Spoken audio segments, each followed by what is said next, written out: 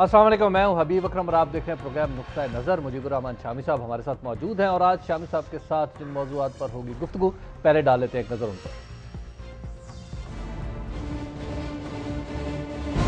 जमात इस्लामी का वजीर आज़म को खत।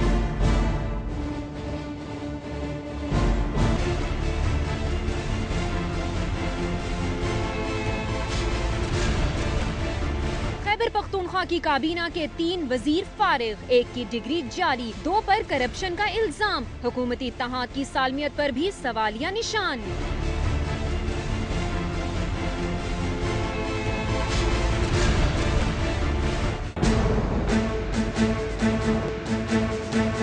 बल्दियाती इंतखाबात के हवाले से अबहाम खत्म, सुप्रीम कोर्ट ने इलेक्शन कमीशन को मोहलत दे दी।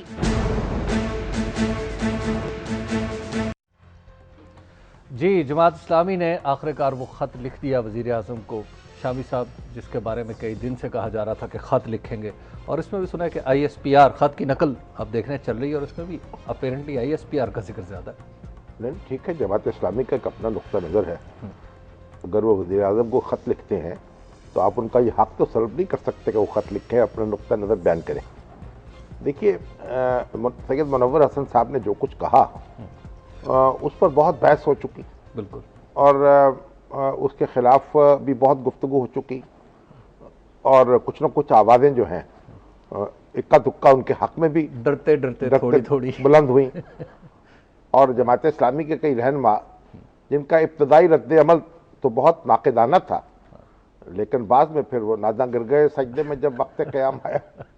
तो बहरहाल ये एक बड़ा तकलीफ दे मौजू है, नहीं, क्योंकि ये सियासत की बात अलग है, लेकिन ये जो मौजू है ना, और जिस तरह शहीदों के जो वरसा हैं, उनके बच्चे हैं, उनके वालिदैन हैं, उनको बहुत तकलीफ हो रही है, और जो हम सब उनके वारिस हैं उन शहीदों के, और हम सबको बहुत तकलीफ हो रही है। ठीक है, तो अब इस मौजू पर कोई तूल बयानी जो है वो अच्छी बात नहीं है। जमात इस्लामी अगर 2 टोक अल्फाज में वजाहत कर देती, यानी माजरतनमा वजाहत कर देती, या ये कह दिया जाता कि ये मुनव्वर हसन साहब के ज़ाती ख्यालात हैं, तो मामला जो है उसको एक दूसरा मोड़ दिया जा सकता था। शामी साहब, अब जो उन्होंने खत लिखा है वो मालूम करते हैं उसमें क्या है। वो हमारे साथ ज़िशान बख्श है इस वक्त मंसूरों में मौजूद। जी, अस्सलाम वालेकुम ज़िशान। जी वालेकुम अस्सलाम। तो जनाब, क्या लिखा है खत में? जनाब सैयद मुनव्वर हसन ने लिखा है या लियाकत बलोच ने लिखा है?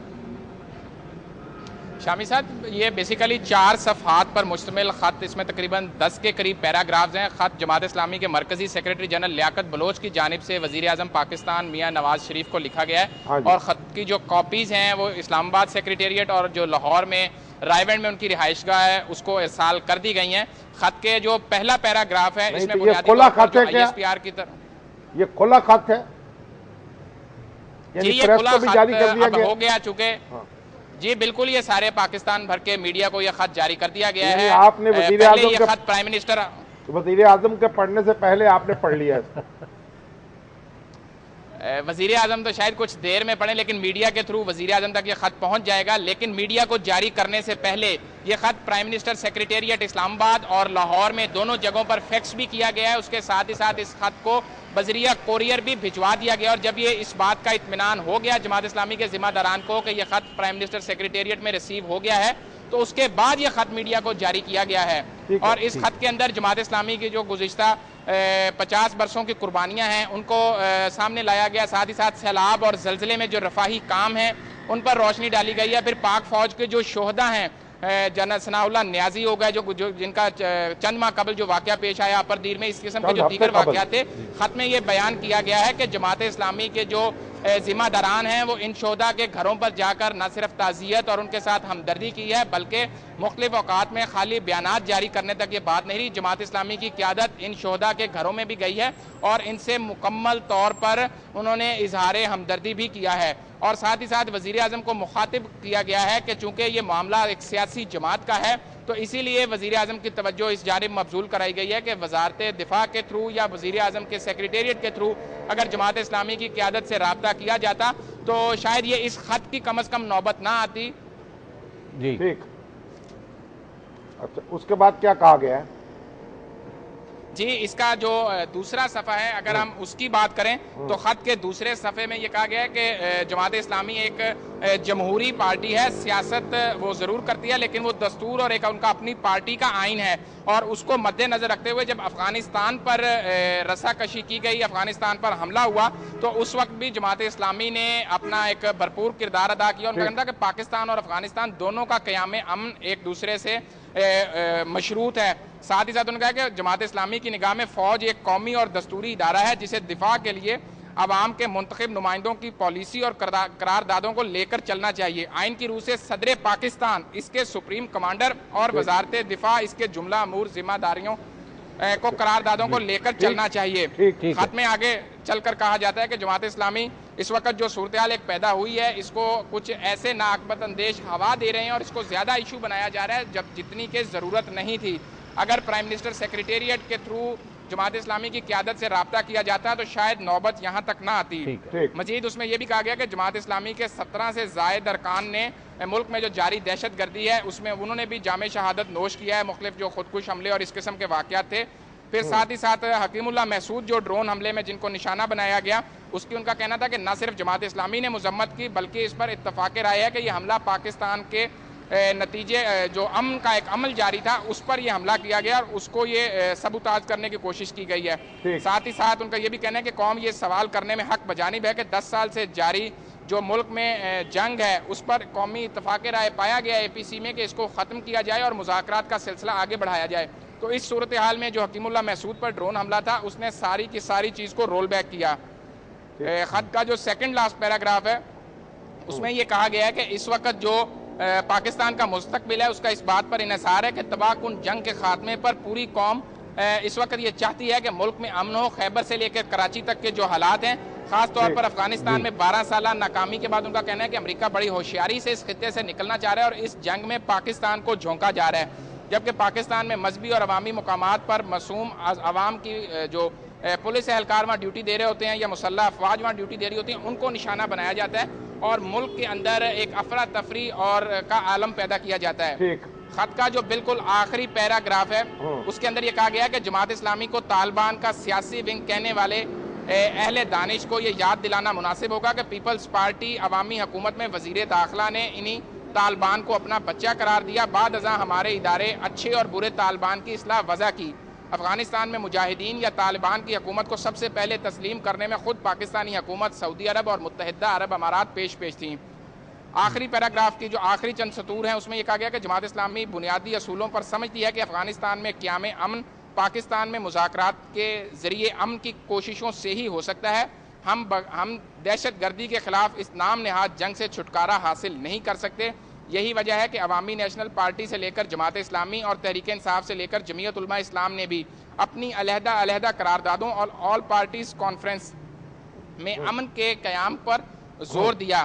اور جو بالکل اختتامی سطور ہیں اس میں یہ کہا گیا کہ ہم وزیر اعظم کو مخاطب کیا گیا آپ کی وساطت سے پاکستانی قوم، علماء کرام، ذرائع ابلاغ کو بھی متوجہ کرتے ہیں کہ ترجیحات اور توجہ کو اصل مقصد پر مرکوز رکھا جائے۔ اس وقت پاکستان کے جملہ سیاسی، معاشی، داخلہ اور خارجی مسائل کی کنجی پاکستان کے قیام امن سے وابستہ ہے اور قیام امن کے لیے قومی سطح پر جو اتفاق رائے ہے اسے کسی بھی بیرونی دباؤ یا اندرونی خلفشار کی بھینٹ نہ چڑھایا جائے۔ جماعت اسلامی اس سلسلے میں حکومت، فوج سمیت تمام اسٹیک ہولڈرز کے ساتھ تعاون کو اپنا فریضہ سمجھتی ہے۔ نیچے لیاقت بلوچ کے انیشلز موجود ہیں اور انہی کے توسط سے یہ خط وزیر اعظم پاکستان میاں نواز شریف کو بھجوایا گیا ہے۔ چلیے جی، انیشلز نہیں ہوں گے، پورے دستخط ہوں گے، تو انیشلز تو آپ کو جو دیا گیا اس پر اس خط میں شامی صاحب پھر ایک بریک کے بعد ہم ذرا اس کے مندرجات پہ پھر گفتگو کر لیتے ہیں۔ لمبا ہو گیا؟ ہاں جی، خط بھی اتنا لمبا ہے تو جناب لیتے ہیں ایک وقفے کے بعد گفتگو یہی سے شروع ہوگی۔ آپ دیکھتے رہیے نقطہ نظر۔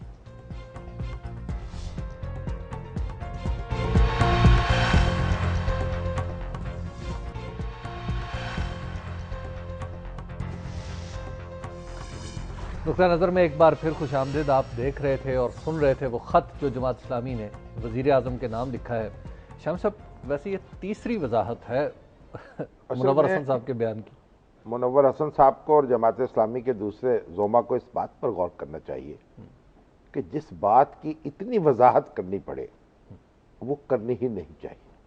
ٹھیک، باقی جو بیان ہے ایک اچھی بات ہے، انہوں نے اپنے موقف کو دہرایا ہے. اور دیکھیں جماعت اسلامی جو ہے اس کی ایک اپنی خدمات ہے, ایک ذمہ دار سیاسی جماعت ہے. ہم ان لوگوں میں سے نہیں ہیں جو جماعت اسلامی کو پرتان توڑتے ہیں یا اس کو خدا نخواستہ ان لوگوں کی صف میں شریک کرتے ہیں جو بندوق کی زور پر اپنا نقطہ نظر منوانا چاہتے ہیں. جماعت اسلامی ایک پرامن جد و جہد پر یقین رکھنے والی جماعت ہے, انتخابات میں حصہ لیتی ہے اور اس طرح کی کسی سرگرمی میں ملوث نہیں ہے. لیکن جو گفتگو منور صاحب نے کی اس سے الجھاؤ پیدا ہوا. اب یہ جو خط ہے وزیر اعظم کو لکھا گیا, اچھی بات ہے, ان کا ایک نقطہ نظر پوری تفصیل کے ساتھ سامنے آ گیا. لیکن اس خط میں ایک بات میں یہ عرض کروں گا کہ جو افغان طالبان ہیں اور جو پاکستانی طالبان ہیں ان کے بارے میں بھی ایک الجھاؤ پیدا ہوا ہے. دیکھیے جو افغان طالبان ہیں وہ افغانستان میں ہیں, افغانستان میں ان کی حکومت تھی اور امریکہ نے اور نیٹو فورسز نے آ کر ان کی حکومت ختم کی. اس کی وجہ کیا تھی؟ وجہ یہ تھی کہ وہاں اسامہ بن لادن موجود تھے اور اسامہ بن لادن کے بارے میں امریکہ کا کہنا یہ تھا کہ انہوں نے 9/11 کا حملہ کرایا ہے بالکل امریکہ پر. اور سیکورٹی کونسل میں امریکہ جب اپنی شکایت لے کے گیا تو وہاں یہ ریزولوشن پاس کر کے تمام ارکان نے سیکورٹی کونسل کے یہ کہا کہ اسامہ بن لادن کو انصاف کے کٹہرے میں لایا جائے اور اس کے لیے تمام ممالک جو ہیں وہ تعاون کریں. اب امریکہ نے مطالبہ کیا کہ جناب وہ ہمارے سپورٹ کیا جائے. انہوں نے کہا ہم سپورٹ نہیں کرتے. انہوں نے کہا پھر ہم آ رہے ہیں. وہ حملہ آور ہو گئے. اب دیکھیے بات یہ ہے کہ ہمیں چیزوں کو صحیح ترتیب میں رکھنا چاہیے اور صحیح ترتیب میں سمجھنا چاہیے, نقطہ نظر ہمارا جو بھی ہو. بالکل. اب امریکہ اور نیٹو فورسز کوئی 44-45 ممالک ہیں جن کی فوجیں وہاں موجود ہیں, زیادہ ہیں بلکہ, اور ان میں مسلمان ممالک بھی ہیں. اب ہم ایک صرف امریکہ کی ہم نے رٹ لگائی ہوئی ہے اور پھر یہ سارا پس منظر جو ہے اس کو نگاہوں سے اوجھل کر دیتے ہیں, سیکورٹی کونسل کی ریزولوشن کو بھی اوجھل کر دیتے ہیں. اب کیونکہ پرویز مشرف صاحب نے یہ فیصلہ کیا اور جو تعاون کی حدود تھیں وہ غیر ذمہ داری سے طے کی اور بچتے چلے گئے ان کے سامنے, وہ حدود پھیلتی چلی گئی. بھئی بات یہ ہے کہ معاملہ تو آپ یہ مسافے پہ تھا یا معانقے تک تھا, وہ پہنچ گیا کسی دوسرے درجے میں, وہ بیڈ روم میں داخل ہو گئے ان کے ساتھ. اب یہ واقعہ ہو گیا اور اس میں اب ہمیں اس سے نکلنا ہے. افغان طالبان جو جد و جہد کر رہے ہیں ان کے خیال میں ان کی حکومت ختم ہوئی ہے, وہ جد و جہد کر رہے ہیں. ٹھیک ہے. یہ جو پاکستانی طالبان ہیں ان کی حکومت کہاں ختم ہوئی ہے؟ کہیں تھی نہیں. یہ کیا جد و جہد ہے ان کی؟ یہ جو ٹرائبل ایریاز میں اور سوات میں یہ جو سٹرگل کر رہے ہیں, یہ کہہ رہے ہیں ہم جہاد کر رہے ہیں, وہ کیا جہاد کر رہے ہیں, کس بنیاد پر کر رہے ہیں اور کس مقصد کے لیے کر رہے ہیں؟ ان کی حکومت کیا امریکہ نے ختم کی آ کے؟ کیا پاکستان میں ان کا وہی معاملہ ہے جو ملا عمر کا افغانستان میں ہے؟ تو ہمیں یہ خلط محبت نہیں کرنا چاہیے. یہ دونوں یہ اندر سے کیسے بھی ملے ہوئے ہوں یا الگ ہوں, ہمیں ان کو الگ الگ رکھنا ہے. اور ہم کہیں افغانستان میں نہیں گئے, ہم کسی ممنوعہ علاقے میں نہیں گئے, ہم اپنے ہی قبائلی علاقے میں اپنے ہی ملک میں برپا کی جانے والی شورش کا مقابلہ کر رہے ہیں. ٹھیک. تو یہ اس میں دیکھیے جذبات میں آ کر حقائق سے آنکھیں بند نہیں کرنی چاہیے.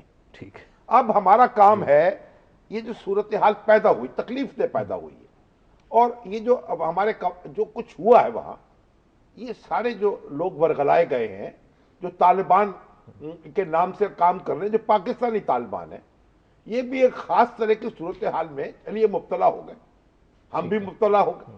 اب اس سے نکلنا چاہتے ہیں ایک موقع دیا جائے مذاکرات کو, افہام و تفہیم کو, بات چیت کو, ان کے لیے بھی ایک راستہ کشادہ کیا جائے. ٹھیک ہے. اور ان کو اپیل کی جانی چاہیے کہ بھائی آپ اس راستے پر چلیں, بندوق کا راستہ کسی کو راست نہیں آیا, آپ کو بھی نہیں آئے گا. ٹھیک ہے. تو یہ ساری باتیں ہیں. اب اس میں جو ظاہر ہے جو فوجی ہمارا لڑ رہا ہے وہ اپنی حکومت کی فرما برداری کر رہا ہے اور اس کا پابند ہے حکم کا. آج نواز شریف صاحب یہ فیصلہ کریں کہ فوج ہمیں وہاں سے واپس بلانی ہے تو واپس بلا لیں. تو مگر سوال یہ پیدا ہوگا کہ چابیاں کس کا سپورٹ کرنی ہے پھر وہاں. تو چابیاں اپنے پاس رکھنی ہے کہ نہیں رکھنی ہے؟ یہ آنا تو ہے فوج نے واپس، لیکن یہ خطہ کسی دوسرے کو دے کے نہیں آنا. تو اس سارے پس منظر کو سامنے رکھتے ہوئے ہمیں ازار خیال میں بڑی بڑی احتیاط کرنی چاہیے. ابھی تو اب دیکھیے جو منور حسن صاحب کئی بار اس طرح کی باتیں کر چکے ہیں، کبھی کسی انداز میں کبھی کسی انداز میں. اب کئی دوست ہمارے ٹیلی ویژن پر وہ دکھا رہے ہیں ان کے سارے بیانات، اور کئی دوستوں کو غصہ آ گیا سلیم صافی صاحب پر جنہوں نے سوالات کیے. جی وہ بھائی سلیم صافی صاحب تو ایک اچھے اخبار نویس ہے، چوکس ذہین اخبار نویس ہے، اور ایک ان کی اپنی دنیا ہے. اخبار نویس جو ہوتا ہے نا، وہ دریا کو اپنی موج کی طغیانیوں سے کام، کشتی کسی کی پار ہو یا درمیان رہے، اس نے تو اپنے سوال کرنے ہیں، اپنی جرا کرنی ہے، ایک اس میں سے بات نکالنی ہے. جس سے سوال کیے جا رہے ہیں وہ بھی ایک سیزنڈ آدمی ہو، اس کو کہنا چاہیے بھائی اس موضوع پر میں بات نہیں کرنا چاہتا، بس جو میں نے بات کرنی ہے کر لی. اب مجھے کیوں میں نہیں جواب دوں گا. بعض الزام لگتا ہے نا پرومپٹنگ کے. پرومپٹنگ بات کمال یہ ہے کہ آپ کیوں پرومپٹ ہوتے ہیں.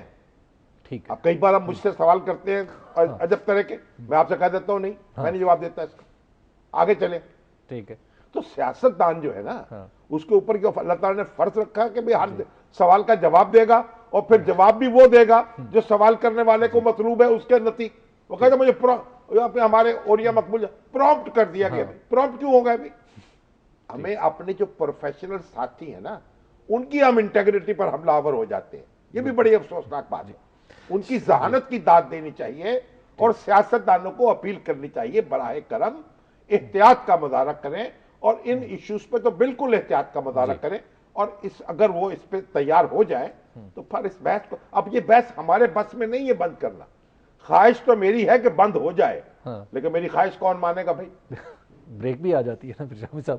بریک آ گئی ہے، بریک کے بعد ہم گفتگو یہیں سے آگے بڑھائیں گے. آپ دیکھتے رہیے نقطہ نظر.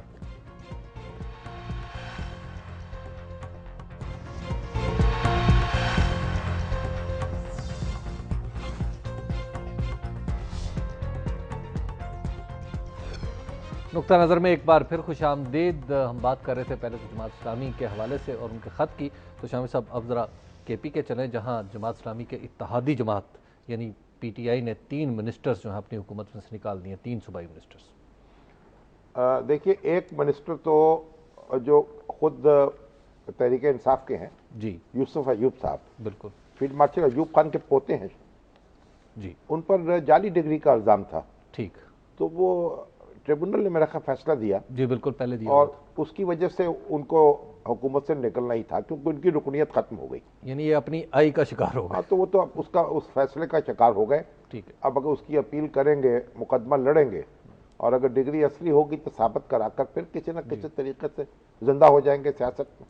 ٹھیک. وگرنہ ان کا کوئی بیٹا بھتیجا اور آ جائے گا. لیکن یہ جو دوسرے وزیر ہیں یہ قومی وطن پارٹی سے تعلق رکھتے ہیں، بالکل، اور یہ ہیں بیدار بخت صاحب اور ابرار حسین صاحب. اور ان کے جو بیدار بخت صاحب ہیں ان پر تو یہ الزام ہے کہ انہوں نے کوئی بھرتیاں کی ہیں، اور اس میں کہتے ہیں کہ انہوں نے حق خدمت وصول کیا ہے. تو اس کو یعنی نوکریاں بیچی ہیں، بالکل، جو ملک کے دوسرے حصوں میں بھی ایک وبا ہے. اور یہ جو پرانے گرگ سیاست دان ہیں نا، گرگ بارہ دیدہ، وہ اس کو کوئی مذائقہ نہیں سمجھتے، اس کو ایک اپنے بڑا رزق حلال سمجھ کے کھاتے ہیں. تو اور پھر پوسٹنگ ٹرانسفر جو ہے وہ بھی ایک بڑی دنیا ہے اس کی. کسی ایک جگہ تقرر کرانے کے لیے لوگ لاکھوں روپے دینے کو تیار ہو جاتے ہیں. ٹھیک. تو وہ پوسٹنگ اور ٹرانسفر جو ہے وہ بھی مشکوک نوعیت کی ہوئی ہیں. اور یہ جو ابرار حسین ہے، یہ جنگلات کے وزیر ہیں. جی جنگلات کے. یہ ان کے اوپر یہ الزام لگا، قراقرم ہائی وے پہ آپ دیکھیں ادھر ہنگامہ بھی ہوا تھا اور وہاں لوگوں نے سڑک بھی روکی. یہ کچھ جنگلات جو ہے نا ان پر ہاتھ صاف کر رہے تھے. تو وہاں سے غیر قانونی طور پر علاقوں سے وہ لکڑیاں کاٹی جاتی ہیں، جنگل کاٹے جاتے ہیں اور پھر بیچے جاتے ہیں ملک کے دوسرے حصوں میں. جنگلات کے ذریعے پیسہ کمانا یہ بھی ہمارے سیاستدانوں کو بڑا محبوب مشغلہ رہا. ٹھیک. اور بڑے بڑے وزیر جو ہیں ہمارے گزشتہ 40-50 سال میں ایسے ہوئے ہیں جنہوں نے جنگلوں کے ذریعے سے اب منگل منایا ہے. تو اب مگر عمران خان صاحب جو ہیں انہوں نے یہ اعلان کیا کہ جناب کرپشن پر زیرو ٹالرنس ہوگی. ٹھیک. اور تو جب انہیں وزیروں کی شکایات ملی تو انہوں نے کہا پرویز خٹک صاحب کو کہ ان کو وارننگ دیں آپ. اچھا. ہاں, ان سے رابطہ کریں اور ان کو وارننگ دیں. اب ان سے رابطہ کیا گیا, ان کو بتایا گیا یہ شکایات ہے اور ان کا ازالہ کریں وگرنہ کارروائی ہوگی. تو انہوں نے ایک قسم کا احتجاج شروع کر دیا. اچھا. کبھی کابینہ جو ہے اس کا اجلاس کا بائیکاٹ کرنے لگے, ٹھیک. اور پھر عمران خان صاحب وہاں گئے, ان کا اجلاس تھا, انہوں نے بلایا, اس کا بھی بائیکاٹ کر دیا.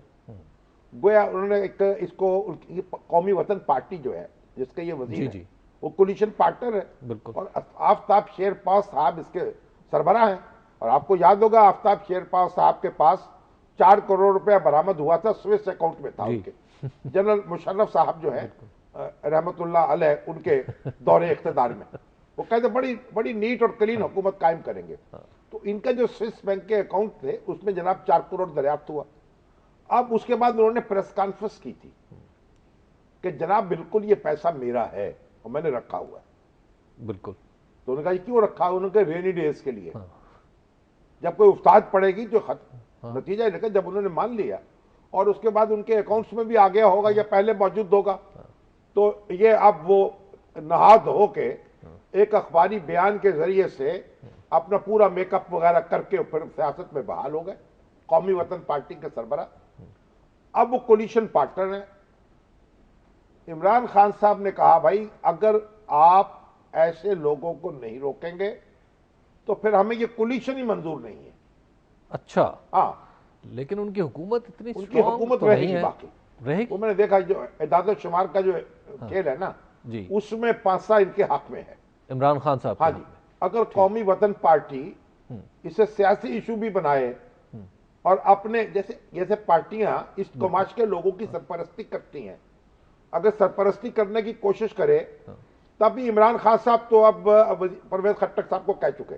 اچھا. کہ بھائی آپ بس ان کو کہیں جناب اگر یہی چھالے ہیں تو ہم معذرت, تم روٹھے ہم چھوٹے. کیونکہ بخت بیدار تو ان کے صوبائی جنرل سیکرٹری بھی ہیں. ٹھیک ہے نا. بالکل. اب یہ ایک ٹرننگ پوائنٹ ہے. ٹھیک ہے. جماعت اسلامی کے وزیر ہیں اور پی ٹی آئی کے وزیر ہیں. ٹھیک. پی ٹی آئی کے بھی ایک آدھ وزیر پر نظر رکھی ہوئی ہے عمران خان صاحب نے اور پرویز خٹک نے. اچھا, انڈر آبزرویشن. ہاں, پرویز خٹک جو ہے ان کی یہ خوبی ہے, ان کی دیانت کے بارے میں آپ انگلی نہیں اٹھا سکتے. ٹھیک. تو ان کی ایک شہرت تو ہے, اس لحاظ سے ایک بڑی اچھی شہرت ہے. کھاتے پیتے آدمی ہے, کاروباری, والد صاحب ان کے بڑے کانٹریکٹر تھے, ان کی بھی بڑی فرم ہے. تو وہ ایک اب یہ جو پرویز خٹک صاحب, ویسے یہ اور بات ہے کہ جو پرویز رشید صاحب ہیں, یہ دونوں پرویز جو ہیں ان کی آپس میں بڑی دوستی ہے. اچھا. چلے ایک ہی محلے میں رہتے رہے, ایک ہی جگہ پڑھتے رہے ہیں. ٹھیک. اور پرویز رشید صاحب تو بڑے فخر سے کہا کرتے ہیں کہ جب ان کی شادی ہوئی ہے تو ان کی بارات میں جو گاڑی تھی نا دولہا کی, وہ پرویز خٹک صاحب چلا رہے تھے. اچھا. ہاں جی. اچھا. تو اب یہ دونوں پرویز جو ہے ان کی تو گاڑی چلتی ہے. ٹھیک ہے. اور وہ دوسرے 2 پرویز ہیں, پرویز علیہ صاحب اور پرویز مشرف صاحب, ان دونوں کی آپس میں گاڑی چلتی تھی. اب تو ان کی بھی نہیں چلتی. برا یہ 4 پرویز ہیں, 2 ایک طرف ہیں اور ایک طرف ہے, ایک طرف. تو یہ اب انہوں نے کہا بھئی آپ شیرپا صاحب, آپ حضور اگر اپنی پارٹی کو لگام نہیں دے سکتے تو چاہیے پھر ہمارے آپ کے درمیان معاملہ نہیں چل سکتا.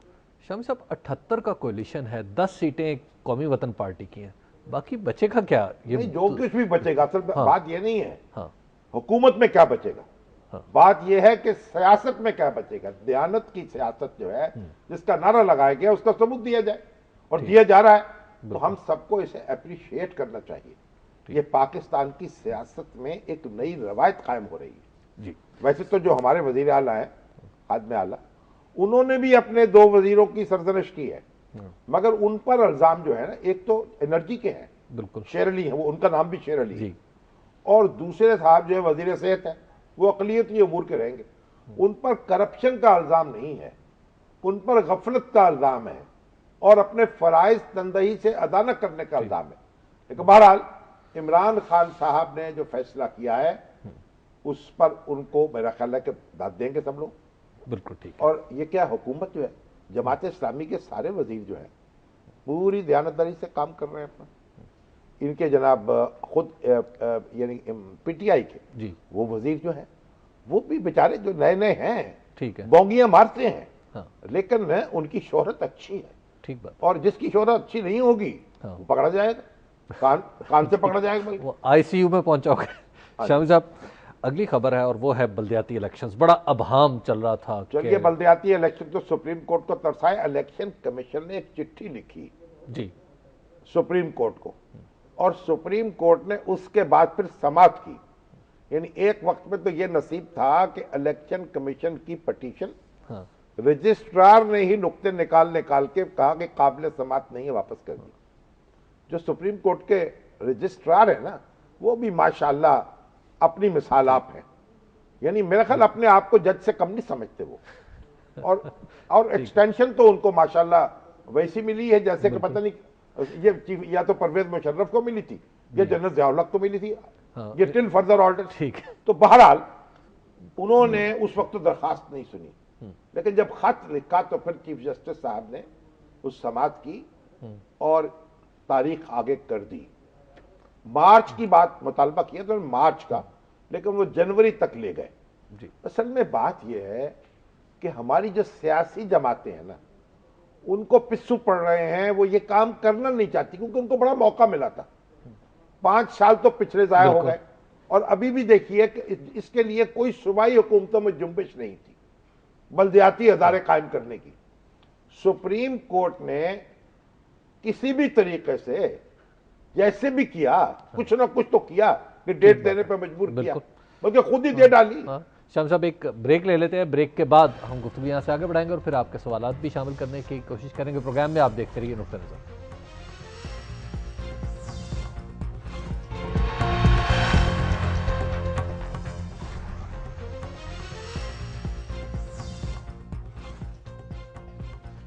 नुक्ता नज़र में एक बार फिर खुश आमदीद। हम बात कर रहे थे बल्दियाती इंतखाबात के हवाले से। तो शामी साहब, ये अचानक तब्दीली कैसे आई कि एक तरफ तो पिटीशन पे एतराज़ात और वापस, और फिर एक चिट्ठी आई तो कबूल? बस देखिए जनाब, फिर ये तो अब शेर जो है, हर आदमी अपनी अपनी जगह शेर है। ठीक है। चाहे अंडे दे चाहे बच्चे दे। ठीक। अच्छा, अब ये देखिए, सलीम साफी साहब ने SMS किया है कि सुप्रीम कोर्ट ने आज यूसुफ अयूब साहब की जो अपील थी जी उसको मुस्तरद कर दिया। ठीक। तो इसलिए आप जो अलग हुए हैं तो एक उनकी मोहर लग गई है हतमी तौर पर। ठीक है, अपील उनकी पेंडिंग नहीं है, कोई अपील का फिर ये हमारे नोटिस में नहीं था। और इसी तरह हमारे जलाल खान साहब हैं, जिम खाने थे, वो पूछ रहे हैं कि ये 5 साल सुप्रीम कोर्ट क्यों सोती रही बल्दियाती अदारों के मामले में। भाई, इस तरह के सवालात जो है सुप्रीम कोर्ट के बारे में नहीं किए जाते। ठीक है। आप दरखास्त लेके चले जाते तो उसको जगह लेते। बिल्कुल। सुप्रीम कोर्ट के बारे में यही तस्वुर किया जाता है कि वो जागती रहती है, सोती नहीं है। ठीक है। अच्छा शामी साहब, ये कुछ सवालात हैं और इनके ये शामी साहब पूछा जी उस्मान असलम साहब ने। उस्मान असलम साहब ने कहा है जी, शामी साहब ये जो जर्नलिस्ट हैं ये साबित कर रहे हैं कि यही मुफ्ती हैं, यही लीडर हैं, यही सब कुछ। नहीं, जर्नलिस्ट तो कुछ भी नहीं साबित कर रहे हैं। वो बात यह है कि जो सियासतदान हैं और मजहबी रहनुमा हैं, अगर वो एहतियात से बोले, ठीक है, तो फिर कोई शिकायत वाकई नहीं होगी। कोई जर्नलिस्ट गलती हो सकती है किसी से, ठीक है, लेकिन ये जो जेर बहस मामला है उसमें गलती कहीं और हुई है। साजिद साहब हैं हमारे साथ फोन लाइन पे। जी अस्सलाम वालेकुम साजिद साहब। हाफिजाबाद। वालेकुम सलाम। हबीब कैसे हैं आप? ठीक ठाक? जी जी फरमाइए जी। मैं साजिद अब्बास सवान शामी साहब बात कर रहा हूँ, प्रेस क्लब हाफिजाबाद से। पहले तो हबीब अकरम भाई, अब जो सवाल करते हैं ना, यकीन करें बड़े मजे के साथ करते हैं, और फिर जब आपके वो चेहरे पे स्माइल आती है ना, वो बड़े मजे की होती है। वो अच्छा लगता है। दूसरा जो सवाल था मेरा बेसिक शामी साहब, वो ये था कि सुन्नी इत्तेहाद काउंसिल ने ना आज वो TTP को एक मनाजरे का चैलेंज दिया है। तो पहली बात तो मैं यही पूछना चाहूंगा आपसे कि मनाजरे का जो चैलेंज है, या मनाजरे जो वो मसाइल का हल होते हैं, या जो TTP है वो मनाजरा करेगी, और मनाजरे के बाद सुन्नी इत्तेहाद काउंसिल का अगर मौकफ मजबूत हुआ तो क्या तालिबान हथियार फेंक देंगे और क्या इस मुल्क में अमन हो जाएगा? उसके बाद क्या आप समझते हैं कि ये ऑब्जर्वेशन जो उनकी है या जो कर रहे हैं वो ठीक है? देखिए, बात यह है कि क्योंकि तालिबान ने कहा है, ये पाकिस्तानी तालिबान ने, कि वो जिहाद कर रहे हैं जी, तो अब और हम इस पर मनाजरा करने को तैयार हैं। तो सुन्नी काउंसिल ने ये चैलेंज कबूल कर लिया। अब बिस्मिल्लाह करें, वो ऑडियो पे कर ले, वीडियो पे कर ले, ताकि हमें भी तो मालूम हो ना کہ قرآن کی وہ کون سی آیت ہے اور کون سا رسول اللہ صلی اللہ علیہ وسلم کا حکم ہے جس کے تحت ایک اسلامی ریاست میں مسلمان جو ہیں ان کو تحقیق کیا جا رہا ہے، ان پر حملے کیے جا رہے ہیں، ان کے بچے شہید کیے جا رہے ہیں، کون سا جہاد ہے یہ ہمیں بھی سمجھایا جائے نا. تو اگر اس بات پر مناظرہ ہو جائے تو لوگوں کو سمجھنے میں آسانی ہوگی. مجھے اس پر کوئی اصولی اعتراض نہیں ہے. شامی صاحب، تازہ ترین اطلاع یہ بھی ہے کہ عمران خان صاحب نے اپنی حکومت کو KPK میں پرویز خٹک صاحب کو ہدایت کر دی ہے کہ آپ جو قومی وطن پارٹی سے اتحاد جو ہے وہ اب چھوڑ دیں. جی وہ میں نے تو آپ سے پہلے کہا تھا کہ انہوں نے کہا کہ بھائی بھاڑ میں آئے سونا جس سے پھوٹے کان. تو وہ اتحاد جو ہے وہ ختم کرنے کو تیار ہے، کرپشن برداشت کرنے کو تیار نہیں ہے. ٹھیک ہے. شہزاد صاحب ہیں جی امریکہ سے ہمارے ساتھ موجود ہیں. جی السلام علیکم شہزاد صاحب. جی وعلیکم السلام ورحمۃ اللہ. شامی صاحب کیسے ہیں آپ؟ آپ کی دعا ہے، شکر اللہ کا.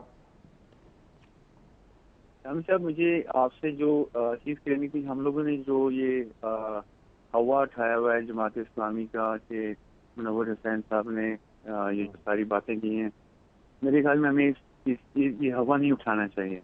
چلیے نہیں اٹھائیں گے. دیکھیں بات یہ ہم کیا کریں بھائی، جب بات ہوتی ہے اس پہ مصرع ملتا ہے تو گریں لگتی ہیں اس کی. اب یہ میڈیا کا معاملہ ہی ایسے، سیاست ہی ایسے چلتی ہے، اب کیا کریں اس کو ہم کہاں روکیں؟ کس کا آپ قلم پکڑنا چاہتے ہیں دوسروں اور زبان روکنا نہیں چاہتے تو کیا کریں گے؟ عبدالشکور صاحب ہے سیالکوٹ سے ہمارے ساتھ. جی السلام علیکم. وعلیکم السلام. میں شامی صاحب سے سب سے پہلے تو ان کی حق گوئی اور حق کی آواز پہنچانے پہ مبارکباد پیش کرتا ہوں. بہت مہربانی جناب، شکریہ. حکم فرمائیں. نہیں شامی صاحب نہیں، میں آپ کا یعنی کہ کچھ سیاسی ہم تو ہوں، میں نے بھی آپ کے ساتھ ہی جیلیں کاٹی ہوئی ہیں 66 میں دور میں. اصل میں بات یہ ہے کہ جماعت اسلامی والے جب بھی کوئی آمر آتا ہے اس کو ساتھ دیتے ہیں، اور جب کوئی آمر نہیں ہوتا یہ اپنا جمہوری حکومتوں کی ٹانگ کھینچنے کی کوشش کرتے ہیں، کیونکہ یہ خود تو آ نہیں سکتے. بدقسمتی ہے ان کی. میری آپ سے گزارش ہے آپ کے چینل کی وساطت سے کہ اتنے اس موضوع کو خدا کے لیے بند کر دیں، کیونکہ میں سیالکوٹ بارڈر ایریا کا رہنے والا ہوں. آپ کی بات بالکل درست ہے، بند ہی کرنا چاہتے ہیں لیکن بند ہوتا نہیں ہے. مصیبت یہ ہے. اب یہ ہم یعنی کیا کریں؟ اب خط آیا ہے، خط پر بات بھی ہوگی. چیزیں اگر ہمارے پاس کوئی ایسی سٹی نہیں ہے جسے بجائیں تو سارے لوگ بند ہو جائیں. اچھا شامی صاحب، یہ SMS ہے بہت سے لوگوں نے کیا ہے، ان میں سب سے نمایاں ہے آغا جبار صاحب اور رضوان صاحب. انہوں نے چونکہ بہت زیادہ کیے ہیں اس لیے میں ان کا نام لے رہا ہوں. بار کیے جی بار کیے کہ معمور کر دیے گئے SMS کرنے پر. مجھے تو یہی لگ رہا ہے. یہ کہہ رہے ہیں جی جماعت اسلامی کا موقف میڈیا پہ درست انداز میں بیان بھی نہیں ہو رہا، اور پھر اگر بیان بھی ہو رہا ہے تو اس میں تعصب برتا جا رہا ہے. نہیں ابھی ہمیں کوئی تعصب نہیں ہے جماعت اسلامی سے. ابھی سارا خط ان کا پڑھ کے سنایا گیا ہے. ہاں حضور آپ کو غور کر رہے ہیں، آپ تعصب نہ برتیں. جی اللہ ہم سب کو آبجیکٹو ہونا چاہیے. ٹھیک ہے. جو اپنی غلطی ہو اس کو بھی ماننا چاہیے، جو دوسرے کی غلطی اس کی بھی نشاندہی کرنی چاہیے. جی تو ہمارے ہاں کوئی تعصب نہیں ہے، ہم تو نیاز مند ہیں جماعت اسلامی کے. اور جماعت اسلامی والے ایک ہی نمبر سے مختلف ناموں سے جو SMS بھیج رہے ہیں بس کافی ہے. نمبر بدل لیں. نمبر بدل لیں. کئی لوگ ایسے ہیں جو جماعت اسلامی سے اپنی وابستگی ظاہر کر کے بالکل یہ سوشل میڈیا پہ بڑے منفی بیانات دے رہے ہیں، پیغامات دے رہے ہیں، اور افواج پاکستان کے بارے میں بھی ان کو بھی روکنا چاہیے. جی چیزوں کو اگر روکنا ہے تو ان کو بھی اپنا حصہ ادا کرنا چاہیے.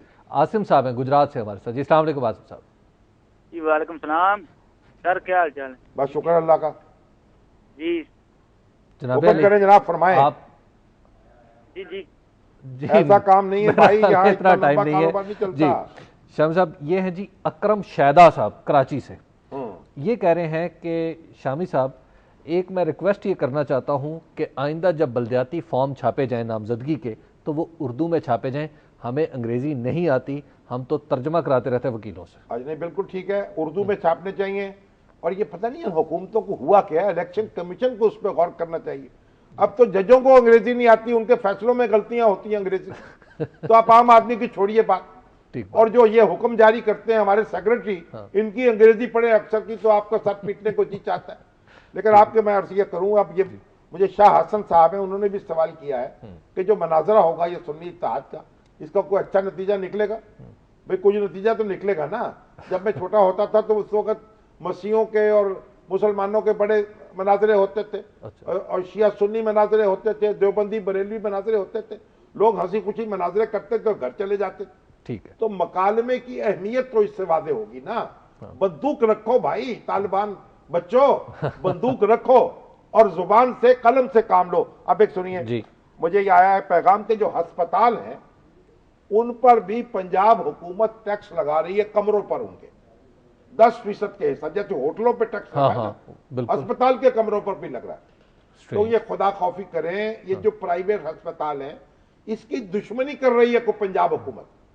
یہ سارے لوگ، آپ تو جناب پھدک کر انگلینڈ جاتے ہیں اور امریکہ جاتے ہیں، یہاں کچھ لوگوں کو تھوڑی سی اگر علاج کی سہولتیں میسر ہیں اور پرائیویٹلی تو وہ تو رہنے دیں، وہ خدا خوفی کریں.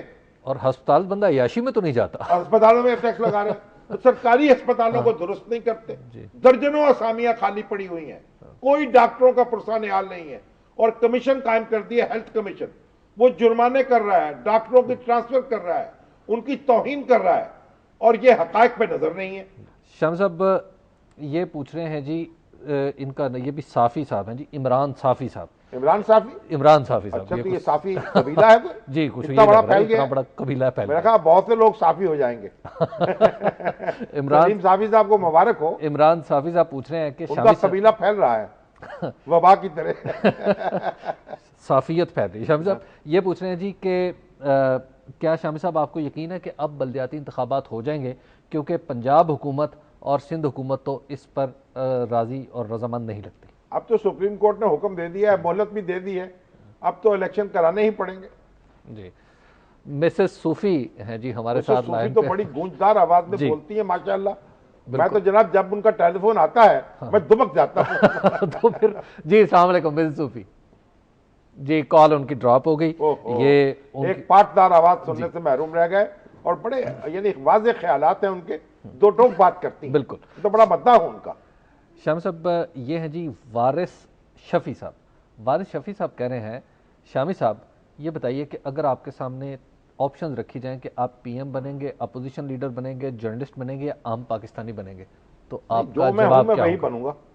مولانا مودودی سے کسی نے پوچھا تھا کہ اگر آپ کو یہ کہا جائے کہ آپ کے پاس صرف ایک دن باقی رہ گیا ہے، اس کے بعد آپ کی روح قبض کر لی جائے گی، تو آپ کیا کریں گے؟ انہوں نے کہا میں یہ بات سنوں گا اور اس کے بعد وہ کام شروع کر دوں گا جو میں کر رہا تھا. واہ شامی صاحب، ہمارے آج کے پروگرام کا وقت ختم ہو گیا ہے. کل پھر ہم اپنے ناظرین کے ساتھ ملاقات کریں گے اسی وقت اور اسی جگہ سے.